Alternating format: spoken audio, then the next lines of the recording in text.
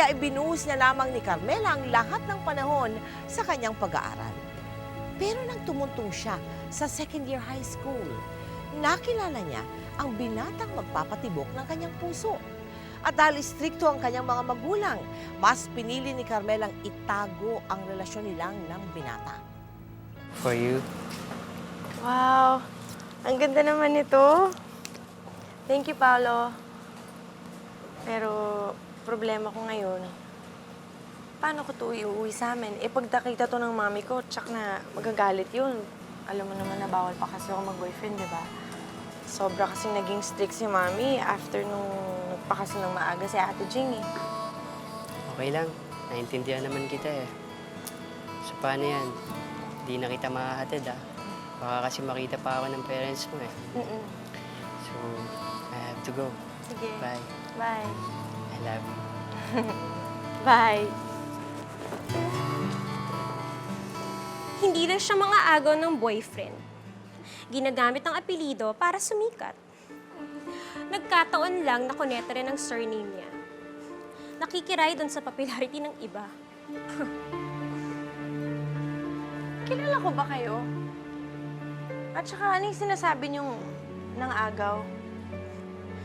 Pa-innocent effect pa daw. Sis.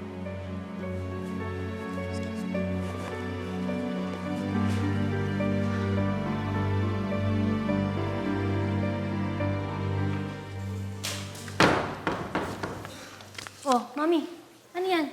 Hindi ko nga alam eh. Nakuha ko dun sa may doorstep. Tignan mo nga. Sulat. Ano kaya galing? Oh. Mrs. Cuneta, gusto ko lang ipaalam sa inyo na kung akala ninyo ay pag-aaral lang inaasikaso ng anak niyo si Carmela, nagkakamali po kayo. In fact, she has a boyfriend now at tinatago lang po niya sa inyo. From a concerned friend.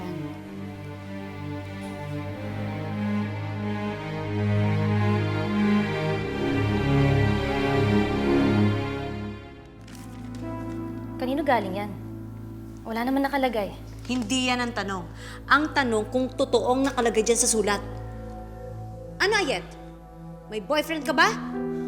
Hindi ba pinagbabawal namin ng daddy mo na mag-boyfriend ka? Hindi po totoo to. Mami, wala po akong boyfriend.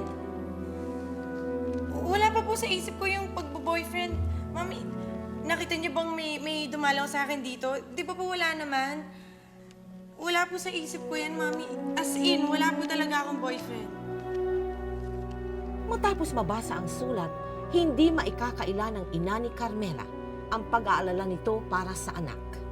At lalo lamang pinaigting ang pag-aalalang ito nang makarating sa kanya ang mga chismis na totoong may nobyo na nga ang anak.